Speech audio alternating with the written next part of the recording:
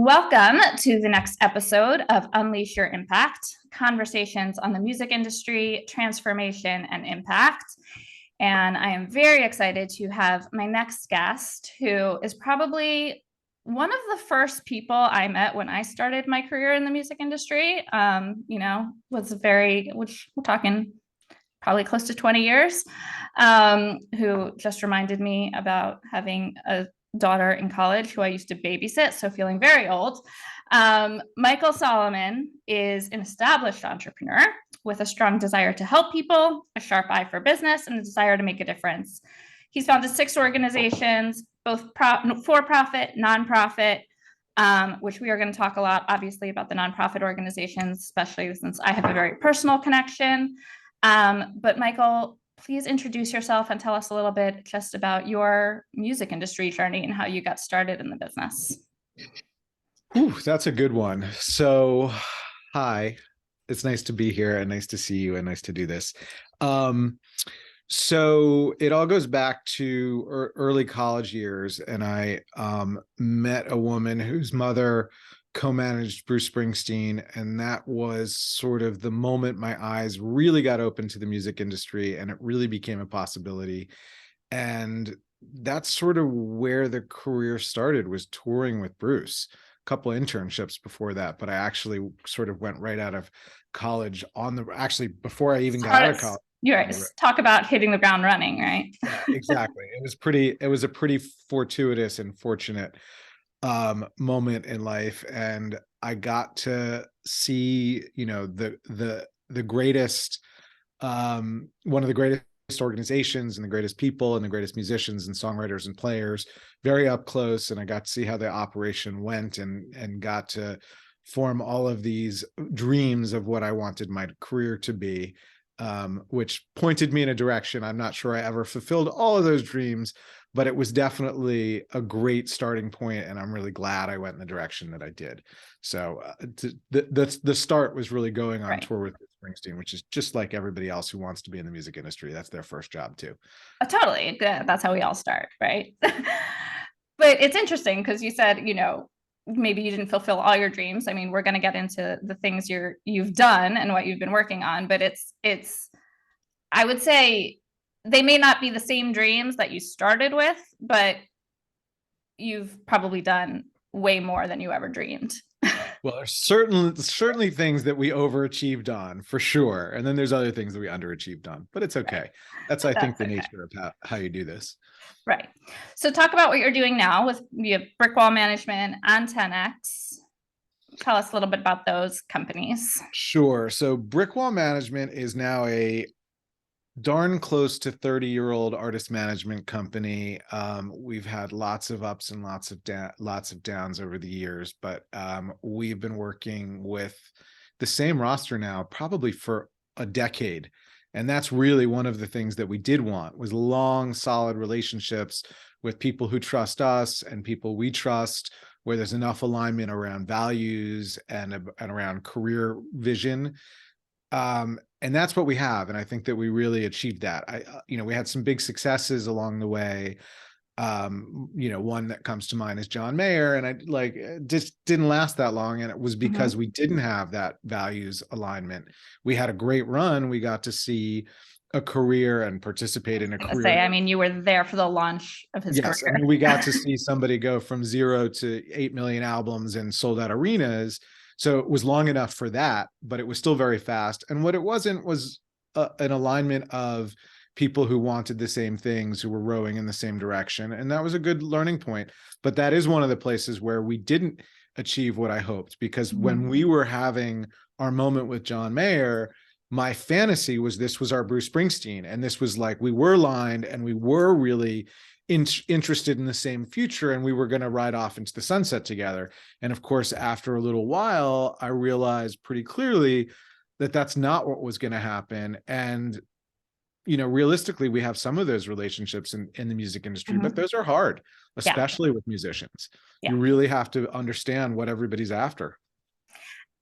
And be growing in the same direction, because like any relationship, right? Like you may start with some similar vision, but things change. And Totally. Sometimes you can grow in the same direction, or sometimes those relationships just are complete and they're no longer aligned. Yeah, and it's, you know, it's hard to know. I mean, somebody asked me about what I thought about John Mayer last week, something in context, and I was like, I have no idea. I haven't spoken to the guy in 20 years. Like, Right. I have no idea if he evolved into the person that where we would have been really aligned, or if he went in the other direction. Like, I have no clue, Right. and that's okay. That's totally okay. I don't need to know. Yeah. We still got some great artists that you're working with. Yes, Yep, we have a Vanessa wonderful, Carlton. wonderful roster. Vanessa Carlton, the Clarks, who we've been working with for several decades, William Fitzsimmons, who we've been working with for a decade. So we've got an amazing, amazing roster of talented people, and I love that. And also, I personally moved out of the music stuff toward the technology stuff, which I will come back to, which is 10x Management, because I found that it was a better fit for me and my interests. And my business partner, Roshan, who you know probably as long or maybe longer than you know me. Met you both at the same time, yeah. You know, it looks after all the music stuff and is very happy to be doing that and great at it. And I can't say I miss the music industry side. I miss some of the stuff, some of working on the music elements, but the music industry was hard for me because, and this is about the values alignment, is I didn't feel like I had it wasn't that the music industry was misaligned. It's that I didn't necessarily share the values with the music industry at the time for what I was doing. And I think that I'm a little bit more closely aligned with some of the stuff that I'm doing now. So long story short, back to your question, 10x Management was an iteration on what we were doing at Brickwall Management. The music industry was going through horrible disruption in the early 2000s. We thought that may not have a great future, which we were wrong about, but took the opportunity to figure out something else to do. And the only thing that we could figure out that our skills applied to was being a talent manager or a talent agent for somebody else who was talented. And ultimately we figured out that the new rock stars were all of the software engineers and hardware engineers and project managers and designers who build all the technology that's in our pockets and on our screen and allowing us to do this right now. Exactly. So we built a roster over the last decade of very high level, great freelance technologists, and we are their talent agents, and we help them negotiate their engagements and do all of their invoicing and do their contracting and hopefully take most of the pain out of freelancing for them. And that's how I spend most of my days. Which there's no doubt has changed the music industry as well. You know, just what's happening in technology, the fact that we're able to do this, the fact that, you know, I mean, we saw all of the innovation that happened and really came to light during COVID, and all of that is possible, you know, well, because and what's the last 6 months has been, you know, I mean, this is a whole new, I don't know if people remember what it was like when you first saw an iPhone or you first saw an app or even you first saw a social media site. But what's happening right now with AI is bigger than all of those things and going to have a bigger impact. So yes, it's almost scary. It is scary, but I would say we can cross out that almost. We can cross out the almost. I don't know that it's bad necessarily, but it's definitely scary. Well, and I think it's just like, you know, when you talk about values alignment, I think it's like with anything, when there's new technology, these are tools, right? The tools are neutral, and it's all about how we use them and what the values are that we approach them with, right? Like I did this little experiment where I sent a bunch of photos to this AI thing to get back like, oh, you can use these headshots and they're all AI. And I got them back and I'm like, I mean, they were great photos. They look like, but I'm like, that's not me. Like it looks like some sort of similar facsimile of me. Like it looks like someone I'm probably related to, but it's not me. And like in an industry like music, in an industry where it's like, you have to be who you are is so much a part of how you're going to connect to people and how you're going to make an impact. You can't take that part out of it. It's true. Yeah. So you didn't use any of the photos you got? I did not use that. I actually used them. I put up one little reel of them just to like make that point, but I'm not using them as like, yeah, this is me, you know? Yeah. Yeah, I don't know what the next 5 years look like, but it's going to Yeah. be a very disruptive time. Yeah, and it's going to take time for us to find that equilibrium and to find that balance and to see, where the value is in it and how it can help, and where it's probably not the best way to go. Yeah. For sure. All right. Well, talking about impact, I'm going to tell a little bit of a personal story here because I want to talk about specifically, Kristen Ann Carr Fund and Musicians on Call and how that all happens. But I'm going to tell a little bit of a personal story that I really don't talk about very much, but it's very relevant here. I had heard about Kristen Ann Carr Fund from the moment we met, probably. And I'll let you tell more about it, but it is a foundation that funds research on soft tissue sarcoma. And when I think I was 26, something around there, I had a tumor. I was diagnosed with soft tissue sarcoma, and it was shocking to me. But I was very lucky that at the time my brother was working at Memorial Sloan Kettering, and I got to see the top doctor in sarcoma. So I'm researching him. And what do I find? I find all this stuff on Kristen Ann Carr Fund, and I see all these pictures with my doctor and with you, with my Michael, and all these other people that I've worked with in the music industry. And I was like, what is happening here? And it turns out the doctor I was seeing was doing research that was funded by the Kristen Ann Carr Fund. And for me, thank God, everything turned out fine. I had surgery, I had the tumor removed, everything was fine. Didn't have to go through anything, but just going through that experience was very pivotal for me in the sense of like what I'm doing with my career. I loved what I was doing in music. I loved working with artists, but it opened my eyes to the fact that there is more of an impact to be made, even within the music industry, even while working with artists. And when I made that decision after I was recovering and wanted to come back from work, you were my first call. You were the person I went and talked to because I was like, oh, you're doing this. You're doing this with Kristen Ann Carr Fund, and you're doing this with Musicians on Call. So before we get into like the motivation and kind of where that desire to give back came from, can you just tell us a little bit just about those organizations that you co-founded? Yeah. So I think I mentioned when I was talking about going on the road with Bruce Springsteen that I was dating one of Bruce's co-manager's daughters. So like most good things in the music industry, my career starts with nepotism. Unfortunately, Kristen, as you just heard from the story, had sarcoma for a lot of the years that we were dating, and ultimately she died from it. And we set up the foundation in her name to look for research, cure and treatment, and to also make people's lives a little better while they're living with it. Yeah, and I was 23 at the time, so that was brand new. And we were all reeling from shock and loss, and when I think about it, I don't even feel like I was there. Right. So how does that, I mean, to be able to turn that loss and grief into something so meaningful and impactful, and you were 23 years old, like where did that come from? Well, I definitely don't take any or all of the credit for that. I think that part of what happened was Bruce quickly, I don't know exactly what happened, but there was a Madison Square Garden concert to benefit this organization that raised $1 million within 6 months of her dying. Like that was a big moment and pushed a lot of momentum. Yeah. And then we just decided we wanted to do an event, and that was sort of the drive. We wanted to start an organization. We wanted to do an event. It's like everything else. It's one step at a time. Mm-hmm. We didn't have a grand vision. We had a small vision, and we just built it. And here we are. It's 30 years later this year. We've done 29 events.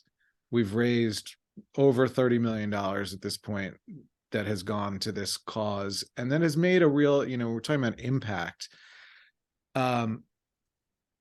I don't think this is necessarily true in your case, but let's just say somebody like you, or maybe you, didn't have an amputation when they had the tumor in their limb because of research we contributed to. I'm not going to say it's research we did or what, but I remember being at a medical conference, hearing one of our main champions and advisors telling the story of, look at this patient. And he put a slide up of a patient on a screen. And he said, as you can see, we amputated or resected the tumor here. And then his next slide, he went in closer on his face and he said, but here you can see what we really took away. And now, and he said, of course, it was a room full of professionals. He said, now, of course, we know better and we don't do that anymore. And it's largely through the kinds of research that we funded that changed. So there's a place that you really get to feel impact. We haven't found a cure, but boy, are outcomes a lot better than they were, not just in how do we help somebody live longer, but how do we help them live better? And how do we not do things that are, sort of take away from their lives without adding? And by the way, when they were amputating those limbs at the time, they thought that was the way to save somebody's life. And that was the right thing to do because they didn't know any better. Because that was the best they knew. Right. Yeah. And now we know better that was not actually saving anything. Right. And we grow as we know better and as we learn more. And the power of, it's funny, the first episode of this series that we did, I was with a money mindset mentor, my money mindset mentor. But we were talking about, how money does change things. Like, it's not about being attached to the money, but when you are able to raise a certain amount of money, you're able to change a whole field. You are changing lives, or having, that all came because of someone like Bruce Springsteen, who himself has done so well and is able to give a lot of money himself, which I know he does, but also to use his platform and use his stage and use his influence to raise that kind of money. And that's so much the power of when we bring in music and art and people with that kind of platform to be able to make an impact. And so much of what we do would not be possible without people like that. Boy, would it be nice to have that level of ability to make an impact. Well, I can't even imagine what it would be like. I mean, we all get to have impact. Exactly. I'm here talking about it, but the ability, can you imagine if you were in a position where you said, all right, for the next year, I'm going to do 150 shows, all for charity. Yeah. And I'm going to put $150 million into multiple, or like just the ability to have that kind of impact and that kind of reach. It's amazing. It's amazing. It's amazing. And but think of all of the people that work with him, if we're talking about Bruce, think of all of the people that work with him that are helping him make that impact, even though it's not their money also, right? Mm-hmm. Like, he wouldn't be able to do that on his own. Right. And he didn't do that. So I wasn't suggesting. No, right. But I just mean somebody who's got that reach, like, Taylor's someone who's going to do that one time. She's going to just take a year and be like, I'm just donating this year to charity. Totally. But I think, and this, I know, you talk a lot also about, and I know you are involved with a coaching organization as well. You talk a lot about personal growth and professional growth.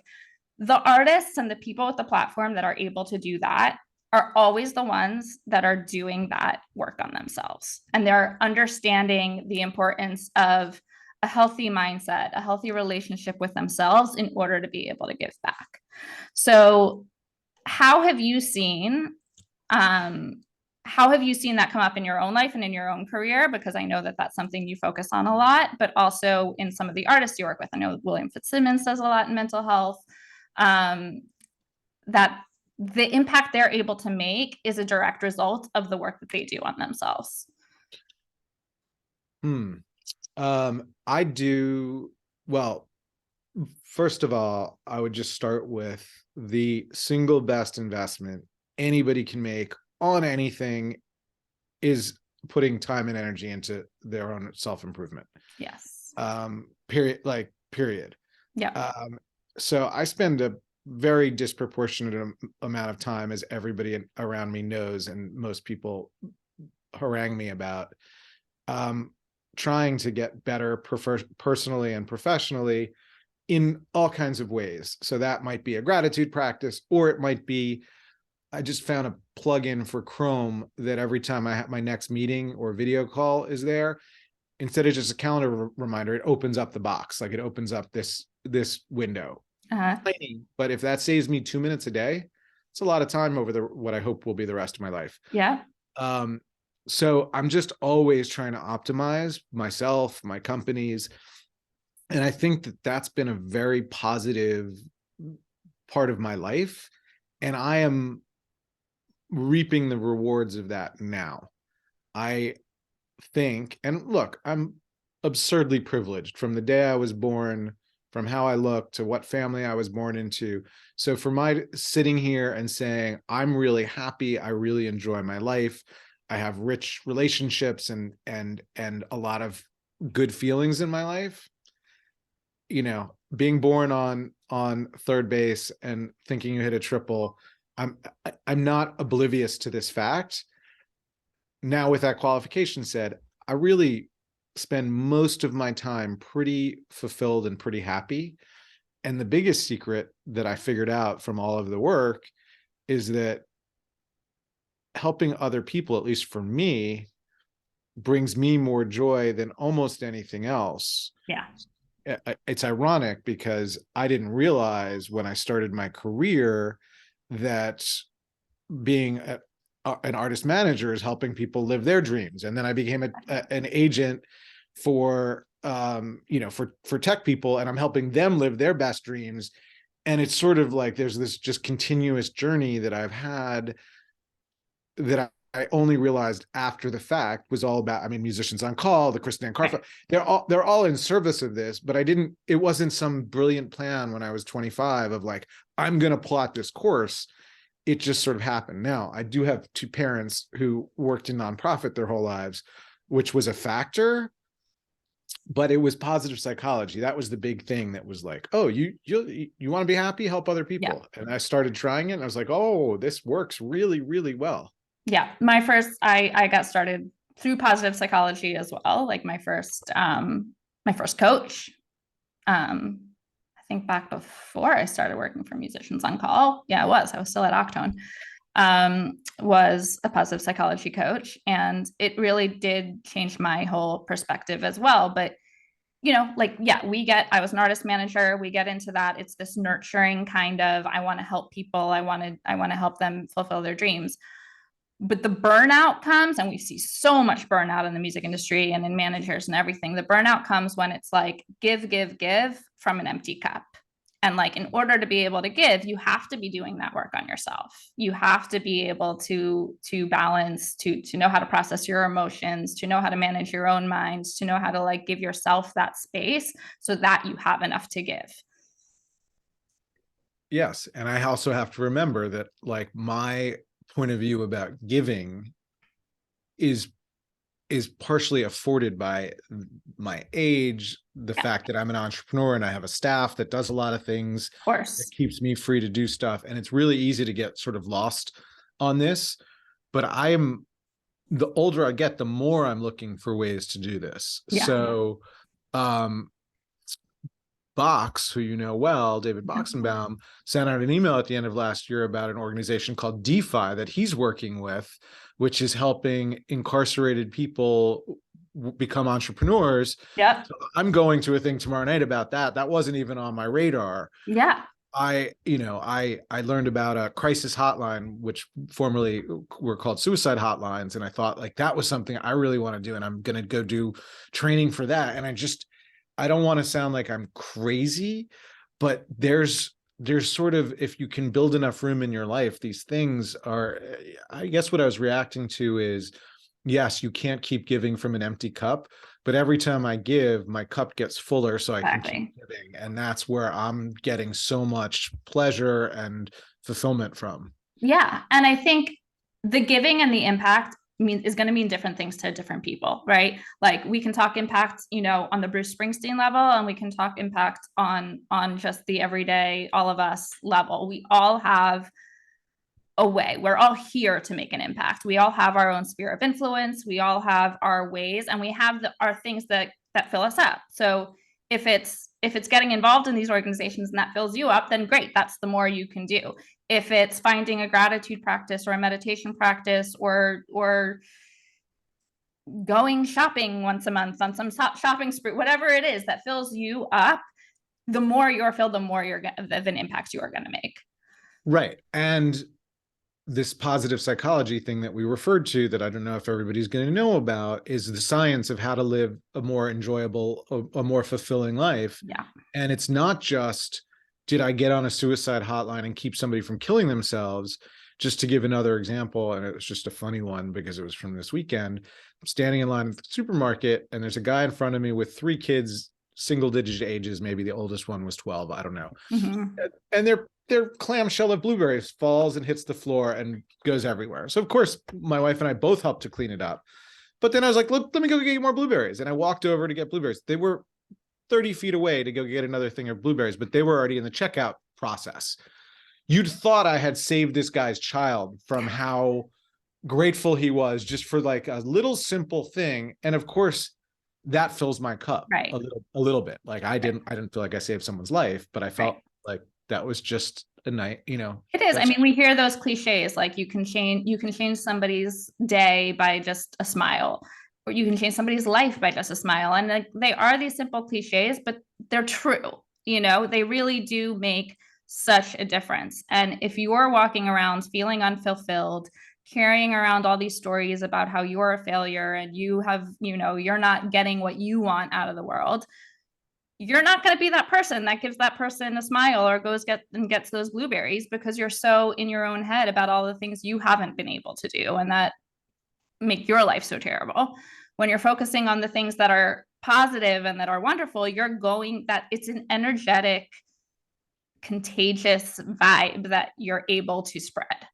It is a virtuous cycle of like just, and what I would say to the people who are watching or listening is, just try it. Like, do your own version of that blueberry thing and just see what it feels like. Because it's sort of, when you read about positive psychology and you're like, even just a smile or holding a door, these little interactions changes I thought that's ridiculous. Like, I hold the door for people all the time, but there was something about, like, with a little bit more intention of looking for those opportunities and just jumping on them when they presented themselves, where I found myself constantly getting these little dopamine hits of like, that felt good to do that. Yeah. And it creates new, like, it's all, you know, in my coaching practice, we talk a lot about how your thoughts are what create your reality, right? It's your mindset. It's how you are thinking, and doing those little things actually creates new neural pathways in your brain. You're creating new ways of thinking. Your habits change so that your automatic pathways in your brain of how you think about things starts to change. And then that changes how you show up. That changes every action you take. And then the world responds according to that. And it's all about perspective. Yeah. I mean, how many of us know, like, pick whatever measure you think people should be or are successful in, but imagine in your life the people you know who are incredibly successful by whatever that means to you, who are miserable.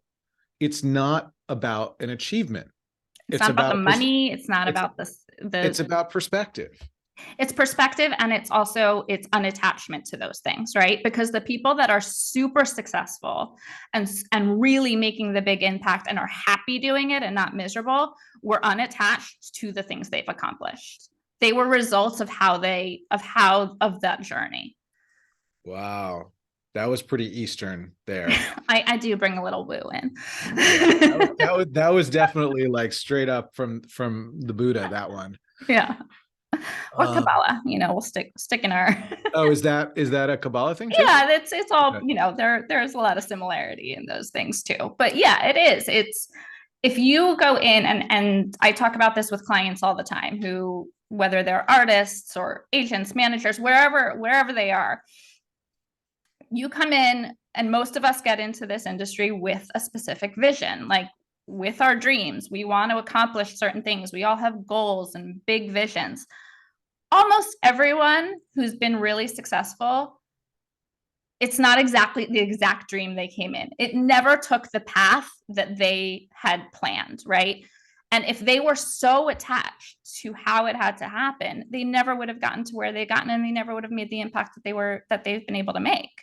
It's, you have to go in knowing what your purpose is and what your why is along the way, so that everything you do, like we're coming back to how we started talking about values alignment, everything you do has to be in alignment with those values and every step you take. And that's how you reach levels that maybe you never even thought you would make. I think about Beyonce all the time, especially at this past Grammys, breaking those records with how many Grammys she went. That was, I can guarantee she did not set out in her career saying, I'm going to break these records and win this many Grammys. That was not an attachment she had. She had a she might have purpose. said, I want to be the biggest pop artist in the world, but I'm sure she never thought about, like, I'm going to break the Grammy record. Exactly. And she's been able to do things that I'm sure she never imagined she would ever have been able to do. But she was always, you know, I mean, granted, I never worked personally with Beyonce, but from everything I've read and heard and what I've seen of her, she had a mission to inspire. She had a mission to inspire women, to inspire people of color, to be in this positive vibe. Like, it always has to come back to that why. Mm-hmm.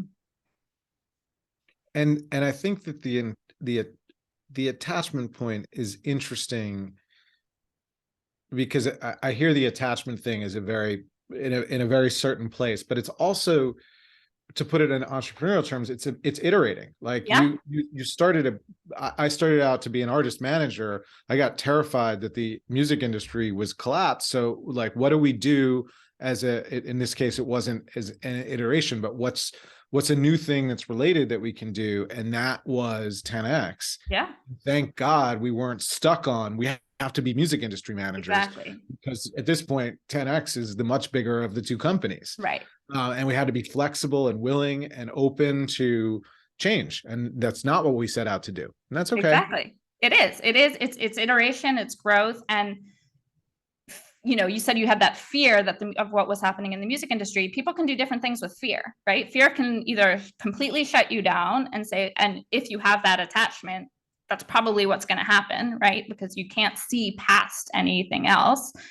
Or you can transform fear into being creative and to finding different ways of, like, how can I still use my skills and use my talent and make a difference? Right. Yeah. I mean, fear can drive you away or towards. This was an example where it was driving me away from the music industry and towards something that was going to be something else. But sometimes fear just drives you away. Yeah. Unless you're doing that work on yourself and you learn how to transform the fear. Yep. Yeah, absolutely. And it, you know, or it could have been you went into tech instead of the music industry. But if you know you need to stay in the music industry, or that's, you know, especially I would say as an artist, just more for an artist than anyone else, where that is just their talent and their passion and their dream. Yes, it may not be the path. So maybe it's not touring. Maybe it's not that you're going to have, like, you know, be winning, like, breaking records like Beyonce, but there are so many things you can be doing with your talent in the music industry that if you get unattached to that specific, what it has to look like, so many more opportunities can open up. We had a client, this brings me to this story. We had a client who, I'm not going to name names for this story, though I'm sure if anybody wants to figure it out, they can, whose career was a challenging career. Like, a bunch of major labels were involved at various times, and one of those artists that didn't fit neatly into any category. And despite all of that and no ability to really get radio traction, over the course of a bunch of years, we built a really healthy touring base, and it was very exciting and really good. And at some moment, that artist had a little bit of a crisis about the audience that they had built. And they were obviously happy with the size and the growth of the audience, but they had a moment of, like, this isn't the people I expected to be playing. This is not what I wanted my audience to look like at all. I mean, from like a whole lot of different ways that it was not the audience they wanted. and it was a moment of a little bit of crisis. And it was, we had to have a conversation about gratitude of like, I get that that's not exactly, Right. or maybe not remotely what you were hoping for, but this is still a pretty good thing. And we worked through it. He's still playing to that fan base, 15 years later or whatever it is. But it's tough when things don't go the way you hope they will. Yeah, but things never will go the way you hope they will. So I think, the way to be successful is to remember that. It doesn't mean it's pleasure and fun and easy when those things come up, but you have to be willing to move through that discomfort and know that that's part of the journey. And being flexible. I think there's a Yeah. lot to be said for being able to roll with the punches as they come and know when to be, say this, all right, I can live with this, and when to really fight for something better. Exactly. All right, let's talk about musicians on call, because one of the things I talk about all of the time is just the healing power of music. Obviously, in we'll talk about how that happens even in physical ways, but just obviously in a spiritual, emotional way. So many of us who have been attracted to music, who got into music, we're attracted to it because of how it made us feel, and because, whether it was like me, who suffered with depression and things like that, where music really just changed everything around that, or somebody who just fell in love with a specific artist and had an experience that made them feel connected to the people around them. But music itself plays such a healing role. And Musicians on Call, which you co-founded, is one of those organizations that takes that and puts that right at the center and shows the world the power of music. So tell us a little bit about Musicians on Call. Okay. I'll do a quick version of the origin story. Yes. So after Kristen had died, one of the things in that, I don't even know the sequence of timeline. One of the things in the subsequent years was she brought Wynton Marsalis to Memorial Sloan Kettering to play in a rec room for patients there. And I went to help out and participate. And I don't know, 120 people probably came to that room. It was beautiful. That night there was a patient who was terminal who got to play with him in front of the whole room. And it was pretty amazing.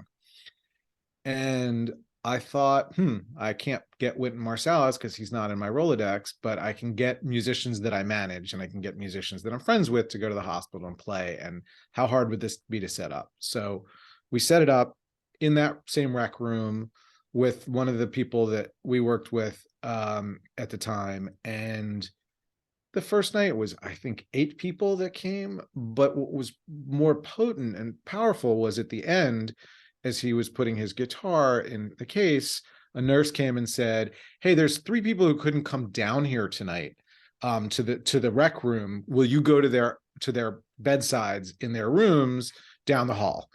Or maybe it was even on a different floor. And we did that. And that was, literally, it was so impactful, the experience that we had that night, that Vivek, who's my co-founder of that organization, and I probably drafted the business plan that was about 3 pages long, and I found it not long ago, for Musicians on Call that night. And that was sort of the beginning. And that was one of those flashes of inspiration and being young and not letting realism get in the way. And we just had a dream. And that dream is, it's not all been it's been quite circuitous. Yeah, as they all are. That one is definitely really tracking in an amazing way with what we hoped. I'm not sure we expected it, but we really did hope for it, and it's really going well. Yeah. What I want to say about the program, because I think this is where you're getting to, and the impact is, when I explain to the viewers and the listeners that we go to the bedsides of patients and play music, one-on-one or 1-on-3 if there's family or caregivers there, whether it's hospital staff or family or friends. That's what we do. It's really simple idea. You obviously know this better than most. The problem is that what gets lost in my words, and even if you're picturing exactly what I just said, is there's like magic that we can't get in a video, we can't get Mhm. in the words, we can't get in a photograph, and I won't even really succeed in describing it. But there is something very palpable and kinetic that changes in the room when that experience happens. And I'll just share, if you don't mind me Of talking. course, And please. that first night, one of the people we played for was an adolescent, and this is going to hit hard for you, an adolescent who had just found out that they were having their leg amputated. Like they had just found it out. These people were from Greece. They spoke not a word of English. We spoke not a word of Greek. And we were confronted with, how do you communicate and make things better? And the musician played, the Beatles, which is, the universal language, and played All You Need Is Love. And the thing that happened in that room, the person was still going to have their leg amputated. I don't know what happened to them. They may have had metastasis. They may have died. But what happened in that room that day at that moment is all of the people there, and it was quite a few family members, literally had a moment of going from disaster to hope. Nothing solved, nothing fixed, but it was so clear that what happened in that moment. And that, if I had to boil it down to like 1 second that made us want to do this, it was that second, seeing that change. And I could talk about what happens in the rooms all the time till you see it. As you know, it doesn't. You can. So just for the listeners, so after I had my experience and I went to see Michael, and I said, I want to do more. I love music. The music industry is great, but I want to do more. And that led to me working for Musicians on Call for about 2 years. And I got to go into those hospital rooms I did a lot of the sort of partnerships with some of our, the more high profile musicians that would come in, and went in with them. What happens in those rooms is, I talk about, yes, I am a little woo, but it's not even, you don't have to believe in anything to feel the energy in those rooms. Music, we know when you go see a live show, there's an energy. You're connected to the people in a way you wouldn't be without that music playing. There's an energy in the room. There's something palpable. But imagine taking that energy in such an intimate environment when someone is going through the worst time in their life, and you are bringing them this hope. You're bringing them this, I see you. I am here for you, and I am giving you of my talent and of my time, of everything, and just creating that kind of relationship and that energy. We've talked about how you literally see just the power of music, and they've done so many studies on these MRI studies and fMRIs and everything.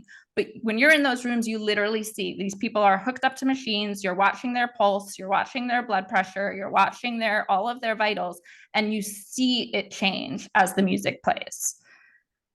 And that has to have, whether it's not going to cure them, it's not going to cure them of cancer, but is going to have a profound impact on their experience.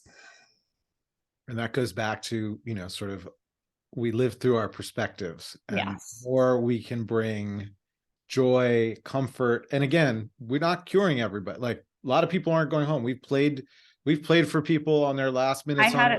I had an experience like that. I was accompanying a musician in one of the hospitals, and we went to a room, and it was an older woman, and her son, who was probably middle-aged, was there with her. And we asked, would you like to hear some music? That was one of the things I loved about Musicians on Call also, is there were people who said no. It was always giving them that choice. They don't have that choice. When there's nurses coming in and doctors coming in to poke them, they don't get to say no. This is an opportunity where you're giving them, you're in charge, you get to make a choice right now. And at first they said no, and she wasn't really conscious, but we walked down the hall, and a few minutes later, the son comes chasing after us. And, I don't even remember what the song was, but he said, listen, we're really emotional right now. My mom is dying. But we always, she always would sing this song with us, and she would always play this song. And it was just something that's like had a lot of meaning. I honestly don't even remember what the song was now, because it doesn't even matter. Not important to you. Yeah. It was only really important to them, and they exactly. got what they so we went back in and the musician played that song. And I mean, of course, we were all just crying and tears coming, but yeah, we weren't saving her life, but like we changed that moment for her son for sure. She wasn't conscious. I am spiritual enough to I like to believe that she could feel what was happening. But for sure, the son was changed in that moment, and it created a moment as his mother was dying for them to have that connection and that thing back from their childhood. And I mean, those moments are just so profound, and there's nothing like music that can do that. It's true. And I don't know if I'm jumping to where you're going to go with a next question, but one of as we talk about impact, when I was 29 and we started this whole adventure, I thought wholeheartedly, because I didn't have any of the insights we've already talked about today, I thought wholeheartedly we were creating a program for people who were sick and their family members and maybe caregivers to be given some relief. I had no idea, because I didn't know this yet, that the biggest impact we were going to have was on the musicians. Yeah, that's definitely where I was going next. Yeah. Sorry. And I have had more musicians say to me, this is the most important thing that I've done with my music. Yeah. I shouldn't say more musicians. I never expected anyone to say that. And I've had so many musicians say that. And I'm not talking about just the musicians who, do this week in, week out. I'm talking about the touring musicians who make lots of money on the road, who have wonderful careers. This again goes back to what we were talking about. When they get to share their gift in that room with somebody and have that interaction and see that reaction in a very personal way, big impact. It's been a lot of songs written now, songs and albums written now about people's experiences doing this. I know at least one was nominated for a Grammy. Which one was that?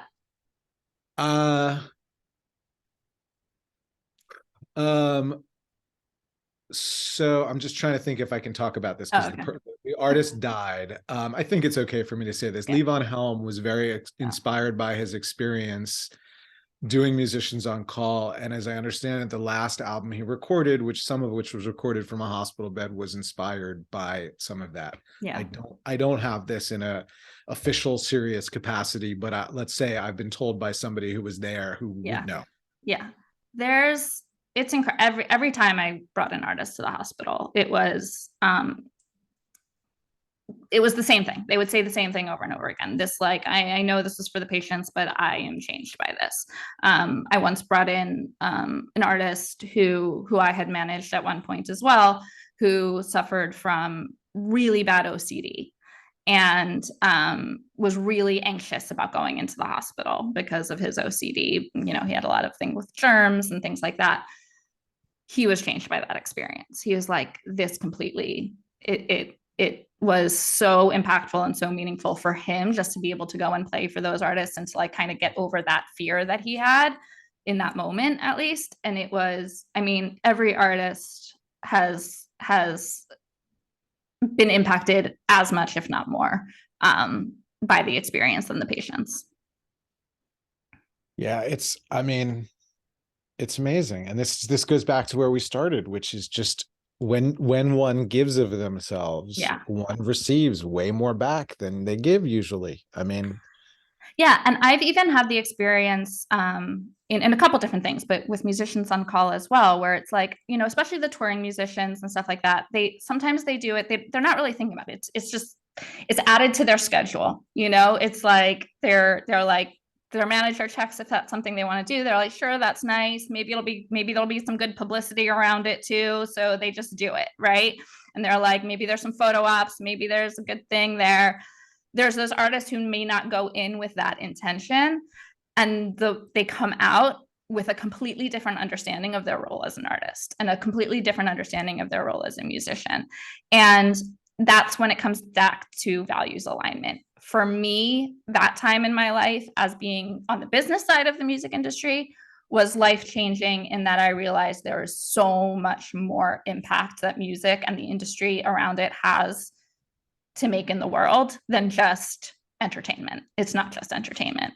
It can literally change people's lives and has such a much big, I mean, then we get into a whole, when we talk about social justice and social change, and the work of artists in that arena is huge. Well, and that's where music can be so powerful. Exactly. Amazing. Well, my last question, Michael, is because you have now co-founded 6 different organizations, and I know, because I've known you for a long time, you are an active husband and father and all of those things.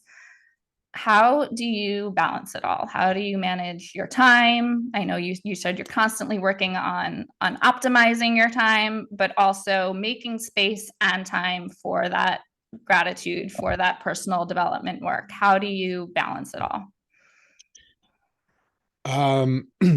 Working on being efficient all the time is definitely, I mean, it's sort of, you keep freeing up time, all of a sudden you have time. Exactly. And also delegating effectively. Yeah.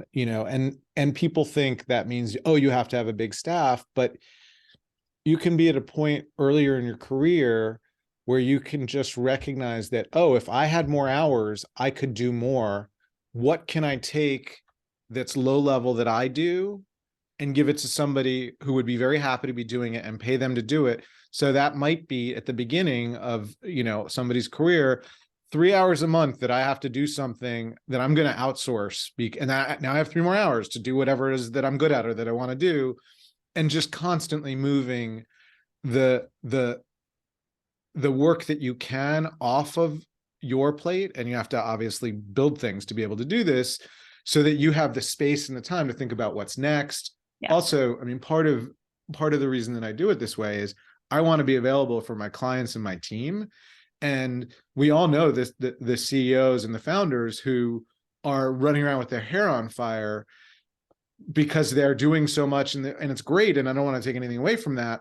But when their team needs them, or there's something going on, they're not always as available and present. And I want, that's part of my value, and the values for our company is to be able to help each other. Yeah.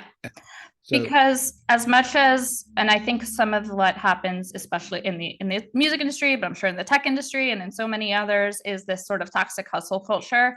And I think a lot of that also comes from this socialization we have that you have to do it yourself. To be successful, you're a real success. It's because you did it all. And at the end of the day, nobody does it on their own. We all, whether it's a staff, employees, coaches, therapists, supportive family, nobody is doing any of this on their own. And the more you can lean on support, the stronger you are, not the weaker you are. I mean, I basically try and do as little as possible. Yeah. I mean, I keep sort of amassing more things, but I try. And the other thing to answer the question that I think is really, really important that is not talked about that much is discerning what's important and what's not important. Yes. There's a lot of stuff people spend a lot of time on perfecting or doing or whatever. And it's what's the impact of that? And I can tell you, when I look back, when people ask, what do you wish you knew early in your career? I can't even imagine how many years of labor that yielded no results. Yep. I didn't know any better. I had to do that to get where I am now. Yeah. And it's a learning process. It's a learning process, but also if you're not measuring what this thing that I'm doing, what is the outcome I want, and am I getting it? Yeah. You can keep doing these things forever. And I think it's been really data driven and really focused on what's going to matter. Yeah. I work a lot with my clients on evaluations and evaluating, because you can make the same mistake over and over again if you're not evaluating and learning from it, and learning okay, was that, even if it didn't result in what you wanted, if you're taking the lessons out of it, then it made an impact. But you only get that by reflecting and then reiterating, and by prioritizing, like you said, what are the things that are most important, and how can I balance those? And I think one of the things that people overlook, which you clearly have not, which is why you're able to do so much, I believe, is prioritizing that inner work and prioritizing that growth. I think that that's true. And there's a whole other school of thought, which I just feel like I have to say, because as I'm saying, like, ignore the stuff that doesn't matter. You mentioned Clive Davis earlier. One of the things that put me maybe in the wrong direction was when I was younger, I was always told Clive knows every detail of everything and has a hand in everything. You couldn't pick out napkins for a party that he's throwing without his approval. And so early in my career, I was like, oh my gosh, I must need to be more detail oriented than I am. And it all matters. And my experience, and by the way, I also don't care about throwing a perfect party. That may have been important to him, but it was this whole idea of like, I have to know everything and do everything and be on time. Like, I am the absolute opposite now. And everybody's different. And that's where value, like for Clive, right. Clive likes a good party, like those were his values. Those were what was important to him. So it's important. Like, if that's not in line with your values and that's not what it's important to you, then that's not where you should be spending your time. Yeah. Totally. Amazing. Well, Michael, thank you so much. Is there anything you're working on now that you want to leave people on to check out? I mean, I want to mention the third nonprofit because we never got there, which is the We Are All Music Foundation, which is all about the power of music and how can it be used to benefit society. That's what that organization is about. It's in its infancy.